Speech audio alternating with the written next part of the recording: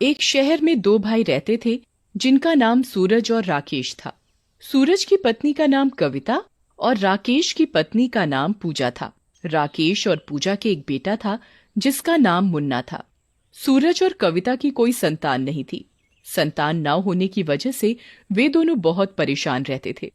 सूरज और राकेश दोनों भाई की एक कपड़े की दुकान थी।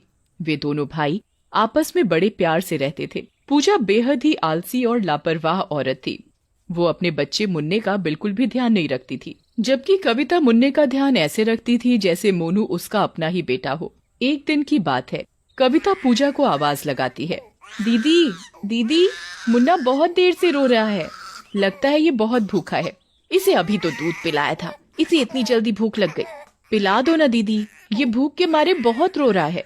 इसका तो सारा दिन का काम ही रोना है, जब देखो दुखी करता रहता है। और पूजा मोनू को दूध नहीं पिलाती, उल्टा ये कहती है कि आज मेरे सर में बहुत दर्द है, मैं सोने जा रही हूँ। ये देख कविता का मन बहुत दुखी होता है और वो मुन्ने को दूध पिलाने लगती है। अले मेरे मोनू बेटा, मेरा मोनू बेटे को भूख लगी है, अभी चाची मुन्ने बेटा को दूध पिलाएगी। और कविता मुन्ने को दूध पिला देती है और मुन्ना दूध पीकर चुप हो जाता है। फिर वह सो जाता है। और शाम को जब राकेश और सूरज घर आते हैं तो वो देखते हैं, मुन्ना कहाँ है? मुन्ना तो दूध पीकर सो रहा है। अरे, और पूजा भी नहीं दिखाई दे रही यहाँ पर। पूजा किधर है? दीदी की तबीयत खराब है, उनके सिर में बहुत दर्द था इसलिए वो सो रही हैं। राकेश कविता की बात सुनकर कमरे में जाता है। पूजा, तुम्हारी तबीयत को क्या हुआ? कविता ने बताया तुम्हारी तबीयत ठीक नहीं है। हाँ, मेरे सिर में काफी जोरों से दर्द हो रहा है। अच्छा, अभी तो मुझे खाना दे दो, बाद में टीवी देख लेना। नहीं, मैं नहीं दे सकती तुम्हें खाना वाना। ऐसा करो, तुम कविता से ही ले लो, मुझे टीवी देखने दो। ये तो अब तुम्हारा रोज का बहाना हो गया है, काम ना करने का। दिन पर दिन आलसी होती जा रही हो। अपने पति को खाना तक नहीं दिया जाता इस औरत से, तो ये क्या करेगी? ना ही अपने बच्चे का ध्यान रखती है, ना ही घर का। इसे तो सिर्फ अपने से ही मतलब है। मेरा दिमाग खराब मत करो, वैसे भी मुझे शौक नहीं है तुमसे बहस करने का। राकेश और पूजा की बहुत बुरी तरह लड़ाई हो जाती है और राकेश भूखा ही सो जाता है। और रात को मुन्ने के रोने की आवाज आती है। तभी राकेश की आंख खुल जाती है और वो पूजा से कहता है, पूजा, उठो उठो पूजा, मुन्ना रो रहा है, शायद उसे भूख लगी है। सोने दो ना, ये ऐसे ही रो रहा होगा, अभी चुप हो जाएगा। तुम कैसी माँ हो जो तुम्हें अपना बच्चा भी दिखाई नहीं देता कि वो रो रहा है? ये भाषण बंद करो और मुझे सोने दो। और पूजा को राकेश की बातों का कोई असर नहीं होता। राकेश मुन्ना को गोद में उठाकर रसोई में मुन्ना के लिए दूध लेने जाता है और वह मुन्ना को खिलाता है। मेरे राजा बेटा को भूख लगी है। अभी पापा राजा बेटा को दूध पिलाएंगे।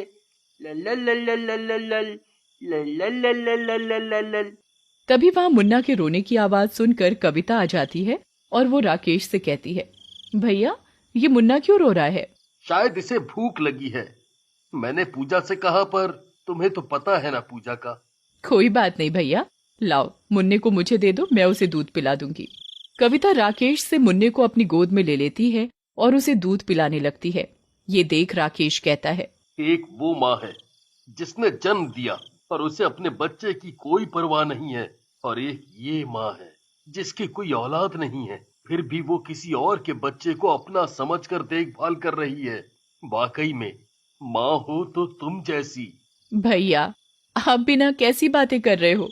मुन्ना मेरा भी तो बेटा ही है। और कविता मुन्ने को चूमने लगती है, उसे बहुत प्यार करती है और वो सो जाता है। कविता राकेश से कहती है, भैया मैं मुन्ने को अपने साथ सुला लूं? हाँ हाँ जरूर, ये भी कोई पूछने की बात है। और कविता मुन्ने को अपने कमरे में ले जाकर अपने साथ सुला लेती है। और अगले दिन सूरज कविता से कहता है, मैं भैया के साथ दुकान जा रहा हूँ। ठीक है, शाम को समय से आ जाना। ठीक है, आ जाऊंगा। मैं दुकान जा रहा हूँ, तुम मुन्ने का अच्छे से ध्यान रखना। हाँ तो जाओ, किसने रोका है? तुम तो ऐसे कह रहे हो जैसे मैं मुन्ने का बिल्कुल भी ध्यान नहीं रखती। हाँ हाँ, मुझे सब पता है कितना ध्यान रखती हो। और ये कहकर राकेश और सूरज दोनों साथ साथ दुकान चले जाते हैं। दोपहर को कविता मुन्ने को पूजा के पास बिठाकर ये कहती है, दीदी मैं नहाने जा रही हूँ, आप मुन्ने का ध्यान रख लेना। ठीक है, तुम नहाने चली जाओ, मैं मुन्ने का ध्यान रख लूंगी। और ये कहकर कविता नहाने चली जाती है।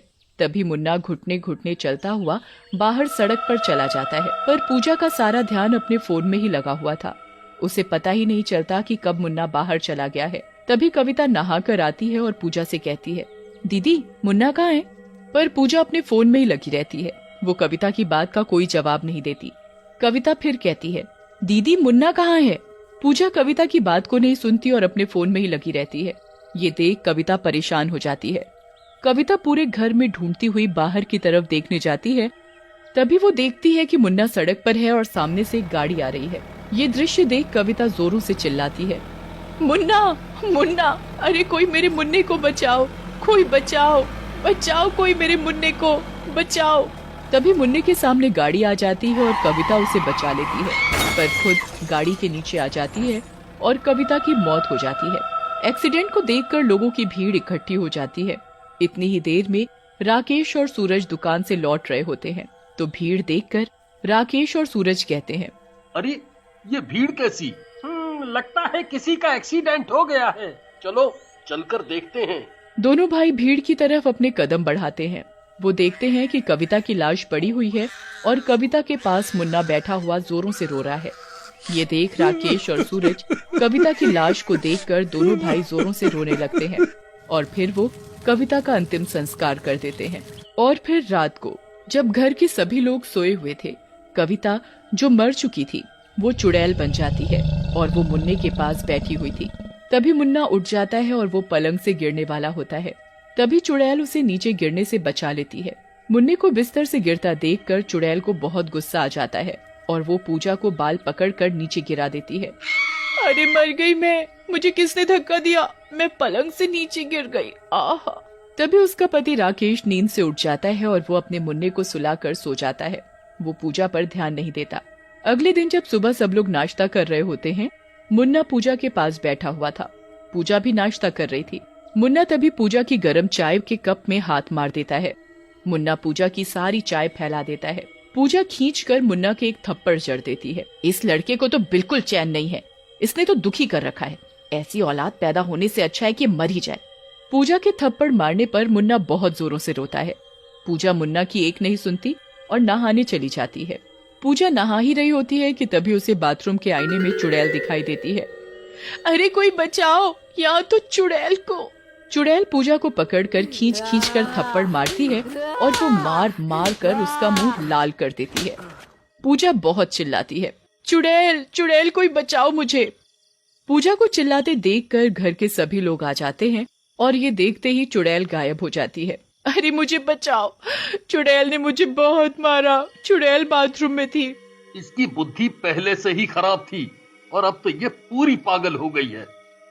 अरे नहीं, मैं सच बोल रही हूँ। पूजा की बात पर कोई यकीन नहीं करता और सब उसके ऊपर हंसने लगते हैं। देखते ही देखते सब अपना अपना काम करने चले जाते हैं। पूजा भी अपना तैयार होने लगती है। घर पर वो और मुन्ना होते हैं।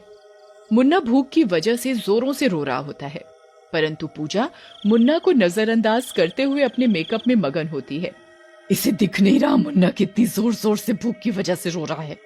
इसका तो मैं आज मेकअप करवाती हूँ, सारा का सारा। ये किसी को अपनी शक्ल दिखाने लायक नहीं रहेगी।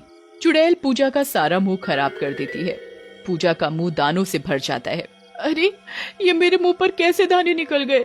मेरी सारी शक्ल खराब हो गई। मुझे तो समझ ही नहीं आ रहा। उस दिन बाथरूम में भी वो चुड़ैल मुझे मार रही थी। ये उस चुड़ैल का ही तो काम नहीं। पूजा ये बोल ही रही होती है कि तभी चुड़ैल पूजा के आगे आकर खड़ी हो जाती है। तुझे दिख नहीं रहा ये तेरा बच्चा कितना रो रहा है? तुझे मेकअप से चैन मिलेगा तभी तू बच्चे पर ध्यान देगी ना। मुझे माफ कर दो, मैं कभी नहीं करूंगी ऐसा, मुझे माफ कर दो। पूजा चुड़ैल के आगे माफी मांग ही रही होती है कि तभी चुड़ैल कविता का रूप ले लेती है। अरे कविता तुम? हाँ मैं कविता।